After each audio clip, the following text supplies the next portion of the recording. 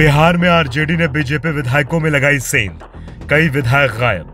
पहली बार सरकार में होते हुए बीजेपी विधायकों के टूटने की सुगबगाहट। ईडी, आईटी और सीबीआई की धमकी अब अपने ही विधायकों को दे रही है बीजेपी। देश में पहली बार ऐसा होता दिख रहा है कि सत्ता में होते हुए भी बीजेपी में टूट होती दिखाई दे रही है। तेजस्वी यादव ने कहा था कि मैं जो कहता हूं वो ही करता हूं, तो बीजेपी इसे हंसी में उड़ा रही थी। तेजस्वी यादव दावा कर रहे थे कि बिहार में खेला होने वाला है, तो बिहार के डिप्टी सीएम सम्राट चौधरी खिलौने की बात कर रहे थे। लेकिन अब इस खेल में बीजेपी ही खिलौना बनती दिखाई दे रही है। पार्टी में टूट की खबरें आ रही हैं। कई विधायक बीजेपी के संपर्क में बताए जा रहे हैं। दावा किया जा रहा है कि जिस तरह नीतीश कुमार अपनी सरकार का विश्वास प्रस्ताव पेश करेंगे, उस समय पार्टी के 1 दर्जन विधायक वोटिंग से गायब रहेंगे।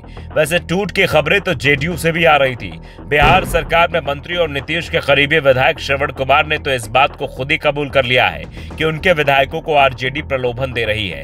श्रवण कुमार ने कहा कि फ्लोर टेस्ट से पहले बड़ा खेल किया जा रहा है। कुछ लोग खरीद फरोख्त करने की तैयारी कर रहे हैं। हमारे नेताओं को खरीदने की कोशिश हो रही है। कुछ लोग हमारे विधायकों के पास ठेकेदार भेज रहे हैं, प्रलोभन दे रहे हैं, और इसी डर से जेडीयू ने अपने सभी विधायकों को पटना बुला लिया है। लेकिन कई विधायक पटना नहीं पहुंचे हैं, जिस कारण से जेडीयू में खलबली मची हुई है। दावा तो अब यहां तक होने लगा है कि नीतीश कुमार 12 फरवरी को विश्वास प्रस्ताव पेश नहीं करेंगे। इसे 1-2 दिन के लिए लटका सकते हैं। जेडीयू के विधायक पटना में जुट गए हैं तो बीजेपी विधायक भगवान बुद्ध की शरण में पहुंच गए हैं। गया में पार्टी का प्रशिक्षण शिविर है। रविवार शाम तक पार्टी के विधायक यहीं रहेंगे और इसके बाद गया से पटना के लिए रवाना होंगे। ऐसा पहली बार होने जा रहा है कि बिहार बीजेपी अपने विधायकों को बोधगया में 2 दिनों तक रखेगी। डिप्टी सीएम सम्राट चौधरी गया के सर्किट हाउस में होंगे, तो वहीं विजय सिन्हा बोधगया के महाबोधि होटल में रहेंगे। एक विधायक की निगरानी हो रही है। दावा तो यहां तक किया जा रहा है कि बीजेपी विधायकों के फोन तक रखवाने की तैयारी है, जिससे बोधगया से लेकर पटना के रास्ते में वो किसी से बातचीत नहीं कर सके, क्योंकि इस बार टूट का डर बीजेपी को भी लग रहा है। दूसरी तरफ पहले यह दावा हो रहा था कि कांग्रेस के विधायकों में सेंधमारी हो सकती है, लेकिन कांग्रेस के विधायक मजबूती से एकजुट हैं। आरजेडी खेमे में भी ऑल इज वेल की स्थिति है।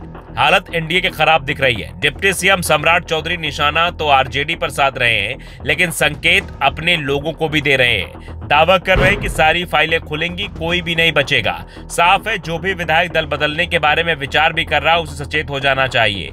दूसरी तरफ महागठबंधन खेमा एकजुट दिख रहा है। पूरा खेल अब जीतन राम मांझी के इर्द गिर्द सिमट चुका है। मांझी भी खुलकर इशारा नहीं कर रहे हैं कि वो किसके साथ हैं। सुबह वो पीएम मोदी की तारीफ करते हैं, शाम को कह देते हैं कि महागठबंधन से सीएम बनने का ऑफर है। मांगों की बड़ी लिस्ट सामने रख देते हैं। दावे हो रहे हैं कि मांझी लालू और राहुल गांधी के संपर्क में है। खेला करने की तैयारी चल रही है, इसलिए बीजेपी और नीतीश कुमार को कई मोर्चों पर भिड़ना पड़ रहा है।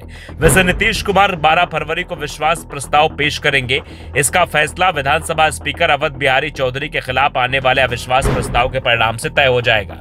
अगर अविश्वास प्रस्ताव पास हो जाता है तो नीतीश कुमार विश्वास प्रस्ताव पेश करेंगे, और विश्वास प्रस्ताव पास नहीं होता तो यह साफ हो जाएगा कि नीतीश के पास बहुमत नहीं है और वह विश्वास प्रस्ताव कुछ दिनों के लिए टाल भी सकते हैं। वैसे भी नीतीश कुमार को सरकार बनाते समय राज्यपाल से बहुमत साबित करने की कोई समय सीमा नहीं दी थी। Bureau report, the Navdarpan news.